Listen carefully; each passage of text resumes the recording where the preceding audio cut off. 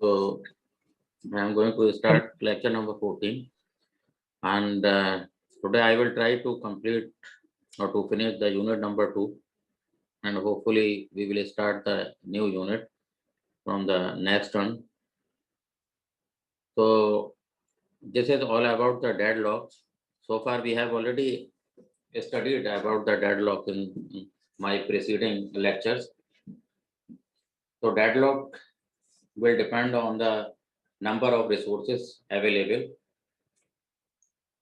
and there are several procedures. How can we detect the deadlock and recover the deadlock?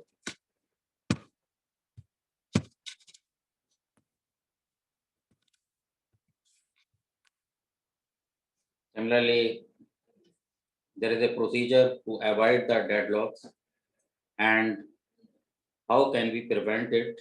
So there are several issues which we will face during the deadlock conditions. Now, what are the different resources?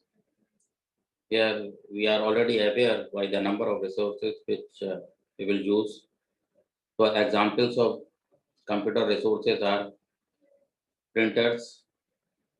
Earlier we were using the tape drives and also the tables to store several data, and we can also retrieve the data from the tables.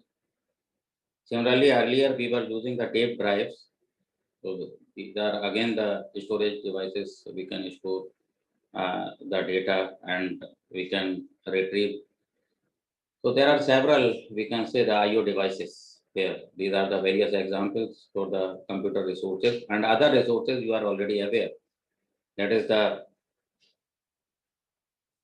central processing unit and also the RAM, that is the memory. So as our program will execute, that is called the process. So it will go from memory to CPU. After processing, it may go to the IO devices because the system have the interface with a number of resources. So these are called the various examples of the computer resources. So processes need access to resources in reasonable order. So there is a particular order so that the process can access to number of resources as per the need or requirement. Suppose a process holds resource A and request for the resource B. Now at the same time, another process holds B and requests A. Okay, so both are blocked and remains. So it will depend on the circumstances, or we can say the situation, what is going to happen in the next moment. So such type of condition may arise.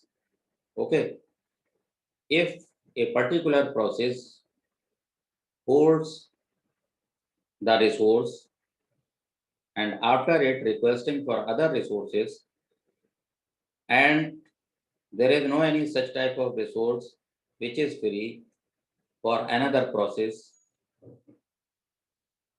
then we can say the situation of the deadlock may arise.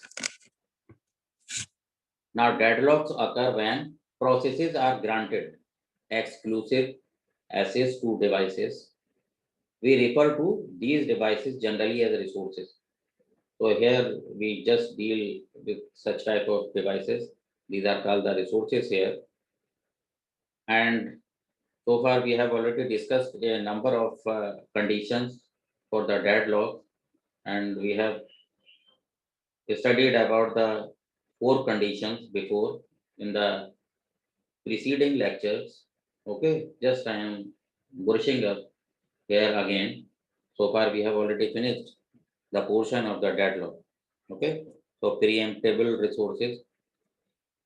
Another condition here can be taken away from a process with no ill effects. Non-preemptible resources will cause the process to fail if taken away. So there are a number of conditions where we will study again. So resources here again you can see sequence of events required to use a resource. So there are several events, okay, and each event will require to use a resource at particular extent. So request the source. So there are 3 points. Any process can request the resource, okay, send the request, send the signal so that the process wants to use that resource. Another point, use the resource means currently using that resource. Release the resource means after the use. Okay, the resource again will get free here. That is called the release the resource, and this will be done by the process with the help of the signals received from the operating system. So must wait if request is denied. Okay. So the process is sending the request, but it may be denied by the resource because those resources were already occupied by a number of other processes. Okay. So that particular process must wait if request is denied. Okay. So the process will come in the queue and will wait for the new resource which is already occupied by another process. Okay. But the request signal will go to the particular resource. So requesting process may be blocked. So at that time, at that instant, we can say that requesting process may be blocked because it will come in the waiting condition. Okay. So we can say the requesting process may be blocked or it may fail with error code. So sometimes we will get some sort of message to get failure with some error code. Okay. So the two conditions may arise if the we can say the request is denied by a resource, then the requesting process may be blocked or either we can say may be failed with some sort of error code. So there are various sequence of events. Now we can check here again introduction to the deadlock.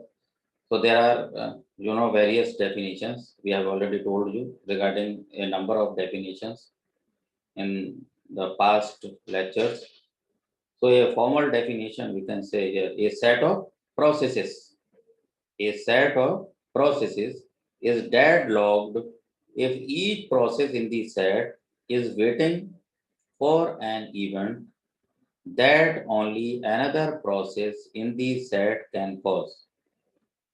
Okay, so here we can say that there are number of processes, okay, which are going on. So it will depend on the number of resources available. Okay, if all the resources are occupied by each process, then the particular process which is sending the request for another resource, then that process will wait. Okay, So we can also call as that particular process may get failure signal, or sometime it may be blocked. Okay. So usually the event is release of a currently held resource. So the event, that is the currently how is it working, we can say, then the current process will at least hold one resource. Okay. So none of the processes can, here we can say, run, we cannot run a number of processes at one time, or release resources. So instantly, or we can say at one time, all the process cannot release all resources. Okay. Or if it is in blocked state, so we cannot say that the operating system can awake all those process. Okay. Suppose if it is in waiting condition or blocked condition, then there is a need arise to awake that particular process. So first the signal will go to awake that particular process, and after awaking means you have already sent the request to the resource, and now the operating system is aware that the particular resource has already been freed, we can say. Then this awakening process again start to hold a new resource. Now there are four conditions for the deadlock, and we can say that these all four conditions cannot process at one time. Okay. If these all conditions may occur, then there will be 100% deadlock. Okay. So first condition is mutual exclusion condition. What is the mutual exclusion condition? Each resource assigned to one process or is available. Okay. So under the mutual exclusion condition, each resource assigned to one process. Okay, not more than one process. So one process, one resource. Okay, two process, two resources, process, three resources, and so on. Means number of processes, and as per need of the process, here the resources are available. Okay, hold and wait condition. Process holding resources can request additional. The process is already going on and it holds the resources, and again it is sending the request. So if this happens, means the condition of deadlock may arise. Okay, the process is already holding the resources, and after it, again that process is sending the request for the additional resource. It means sometimes the blocked condition may arise, may come. Okay. So no preemption condition, previously granted resources cannot forcibly taken away. Okay. The operating system has already granted resources on the behalf of the request that was sent by the particular process. Then the operating system cannot forcibly taken away. Okay. So if this will happen, then again the condition of deadlock may come. Okay. Similarly, in the circular wait condition, so here there are number of processes which are executing, running. Okay. And In circular weight condition, the condition of the deadlock may occur. So must be a circular chain of two or more processes. So if in the circular chain we have the number of process equal to the number of resources, then it is okay. Otherwise, again the same number of processes demanding more number of resources, then the condition of the deadlock may be occur.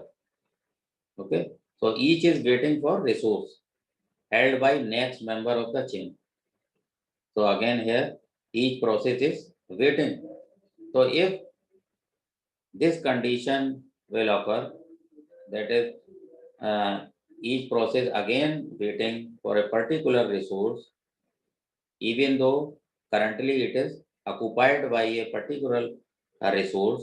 If each process already occupied by a resource and after it is in waiting condition, means have already been sent the request for a new resource under the circular wait condition, then the deadlock may occur. Okay, so these are the four conditions. So under such conditions, if we will go against of these conditions, then there could be a 100% deadlock. Okay. Now here we can see there are several modeling for the deadlock. So modeled with the directed graph here. Here we can see the resource here. This one resource are assigned to processes. So this is the process. Okay. In the circular here in the form of the circle, this is the symbol for the process, and this is the square form. Here you can see this is the symbol for the resource. So R is already here assigned to A. Okay, A is the process. So this resource has already been assigned to the process A. Okay, here again you can see the B process, process B is requesting for resource S. Okay, another resource here, and this B, a new process, is sending request to the resource S. So resource are assigned to process A, already assigned. Process B here is requesting, or we can say waiting for resource S. Okay. So process can only send the request. So this is the process. Here we can say this resource is already assigned to A. Okay. And in this case, we can say that B means the process sending request to allocate the resource S. In the third diagram, we can see process C and D. So there are two processes C and D are in deadlock over resources T and U. So there are two resources here. You can see, okay, T and U, there are two resources, even though there are two processes, but it is in circular wait condition, because here you can see the T resource is already here assigned to D, but D is requesting for U. Okay, D is requesting for U means new resource, but U is already assigned to C. Okay, here U, the resource is already assigned to C, but D is sending request to U. Okay, U is the another resource here, and T is the resource which is already assigned to D. Okay, and after that D is in waiting condition. Okay, this is the waiting condition because the process D is sending request to the resource U, even though U is already assigned to this process. Similarly, in this case, you can see C is the process. Okay, because this resource is already assigned to C, but C is again sending the request for T. Okay, again requesting, it means the process has the more need of the resources. So it requires more number of resources. That's why the C is again sending the request to T. So this is called the circular wait condition, maybe blocked condition. Okay, already allocated and sending request for the new one. And for new one, even though this is not free, already assigned to C. Okay, so this process here will wait. Okay, may come in the blocked state, or we can say the deadlock condition. Okay, so here we can say process C and D are in deadlock over resources T and U. So strategies for dealing with the deadlocks. What are the different methods to deal with the deadlock? So just ignore the problem altogether. Okay. So we want to ignore the problem first. Detection and recovery. So how we will deal with the deadlocks? So first we will detect the condition and then try to recover from all those problems. Third is the dynamic avoidance. Okay, we will do the avoidance of the deadlock dynamically.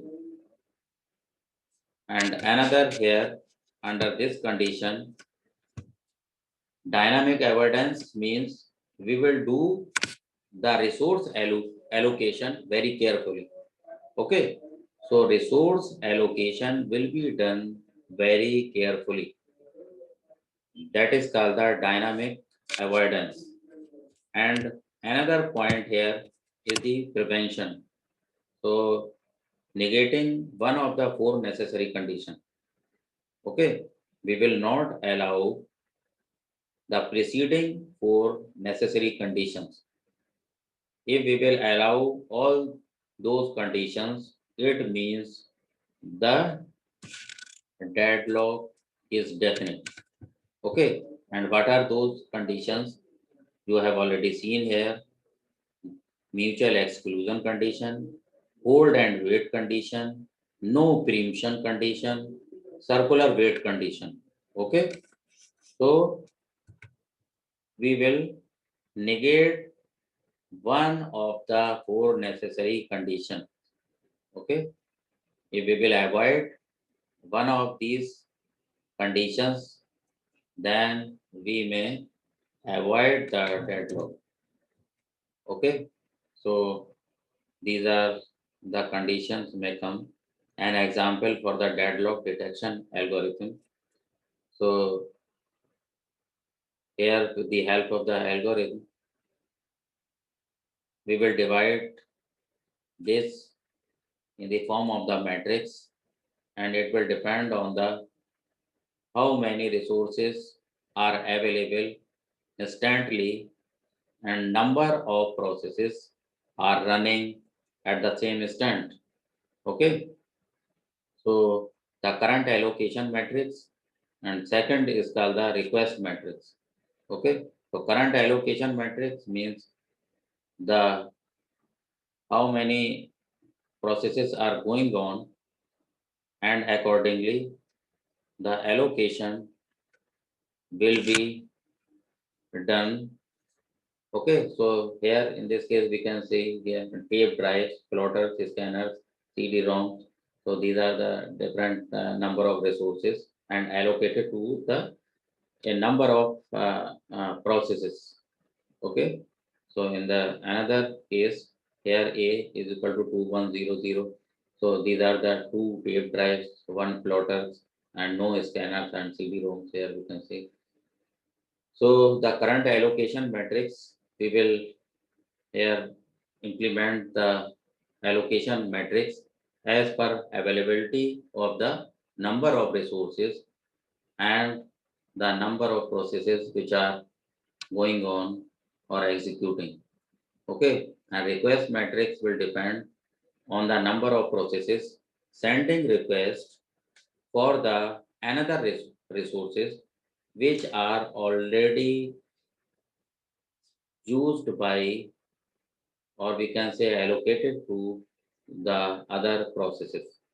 Okay, so this algorithm first detect the deadlock condition where the problem is coming, and with the help of the algorithm, the operating system will try to allocate the number of resources as per need of the process, that is called the dynamically handling of the resources as per need of the processes. Okay, so that is called the deadlock detection algorithm. Yeah. Then how we can do the recovery from the deadlock? So there are again 2 points. First is called the recovery through preemption. Okay. So in this case, take a resource from some other process. So in this case, first we will check the number of processes which are going on. So we will try to take the resource from that particular process if it is free. Okay. And another point depends on nature of the resource. Okay. It will also depend on the nature of the resource. Second is called the recovery through rollback. So checkpoint a process periodically. Okay, here we will check again and again the number of processes and also concentrate over the number of resources available. So there are different points. So here we will check all those points periodically. Use this saved state, okay, and we will save that particular state. After checking, we will save that particular state, and again we will check another state time to time. Okay, but we are not doing manually. It will be done by the operating system, but it will depend on the algorithm. Okay, the algorithm which we will use for the recovery from the deadlock. Okay, third point here under the recovery through rollback is the restart the process if it is found deadlocked. Okay, so we can restart the process because sometimes in the blocked state, first we will awake that particular process. Okay, awake, that is, we will again activate that process, or sometimes we can restart the process if it is found deadlocked. So this is called the recovery through the rollback, and another is called the recovery through preemption. So there are 2 points so that we can recover from the deadlock.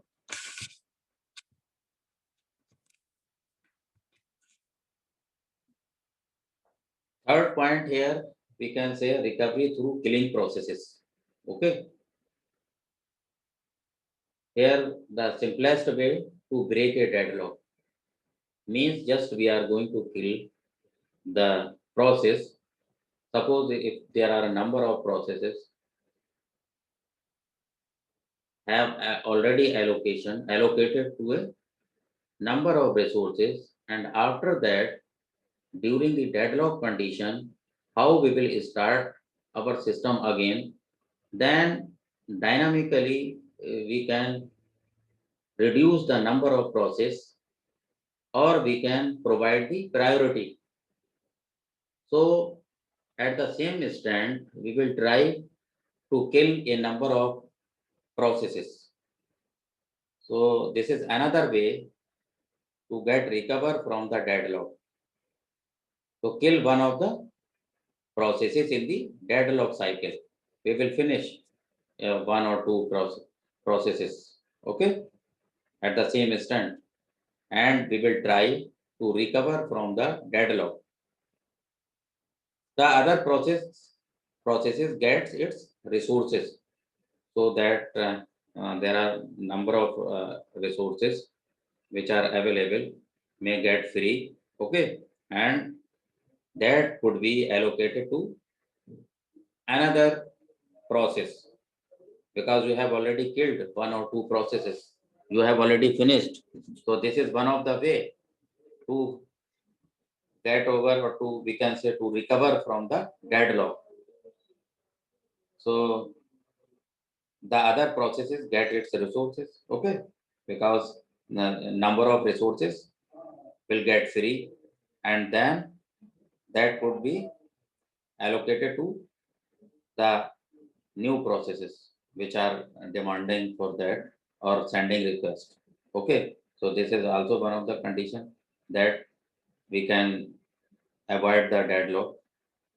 Okay, choose process that can be rerun from the beginning. So here we can also recover through killing the process, and the point is choose process that can be rerun from the beginning. So suppose the process is, we are again sending for the execution, then we can stop that, okay. So we will choose that particular process. So there are various we can say the conditions to recover the deadlock. So one of the best condition is to kill the number of processes.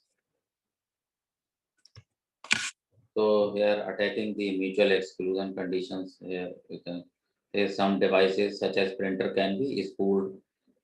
Only the printer daemon uses printer resource, thus deadlock for printer eliminated. So sometimes these conditions may occur during the uh, printing, we can say the process, okay, because the several requests will go toward the printer if the number of resources are less. Suppose we are using only one IO devices here, that is the printer, and during the networking condition there are several users, okay, sending the request for the printing, writing the command, and the request will go to the one of the IO device, that is toward the printer.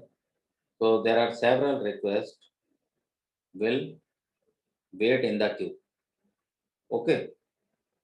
So sometimes the problem may arise due to the jamming conditions, or due to the collection of the several requests there. So sometimes the condition of the deadlock may arise. Okay.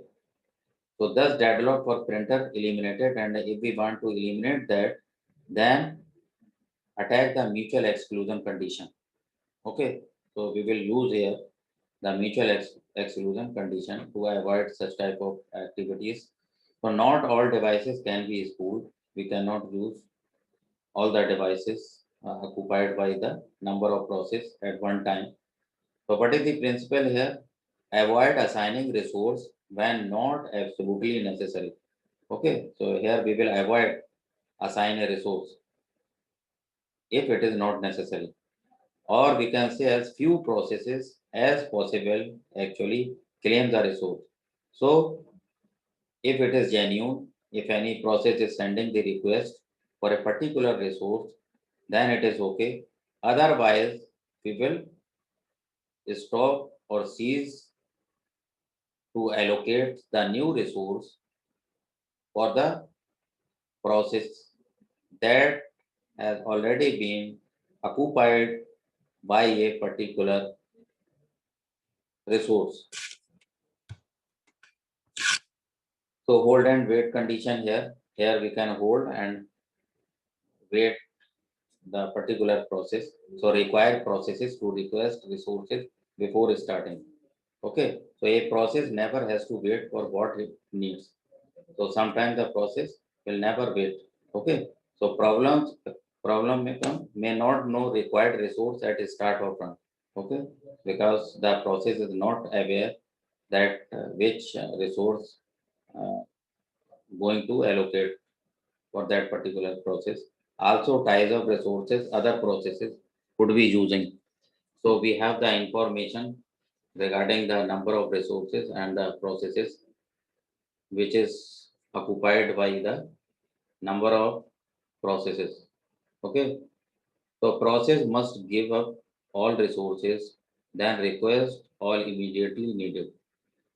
So this may arise during the hold and wait condition. These are various conditions. Now again, this is not a viable option. Consider a process given the printer halfway through its job. Now forcibly take away printer. So sometimes we give the priority and we just get over the printer and we want that our uh, print command will go first and we will get the print of that particular job. So here we can also use some resource forcibly. Okay. So again, there are various conditions. Here image setter, scanner, plotter. There are various, we can say the resources which we can use. CD-ROM drive, tape drive.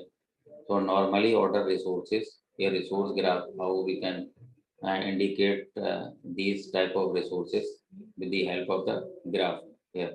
So I and J, these are the resources and already occupied by the process A and B. So this is called the normally ordered resources. Okay. If the number of process will enhance or increase, then the problem may come. So these are the conditions we have already studied: mutual exclusion, hold and wait, no preemption, circular wait. So summary of approaches to deadlock prevention. So we will avoid one of the condition. Okay, if we want to prevent against the deadlock, at least one condition we will avoid. We will go against out of four. So just we will avoid one condition if we want to prevent the deadlock. So two-phase locking and okay, this is not so much important. Now, if there is any query, please tell me. Just I am taking your attendance here. Only few seconds left. इस unit का note sir अभी upload करिएगा ना. Yes, please. Hello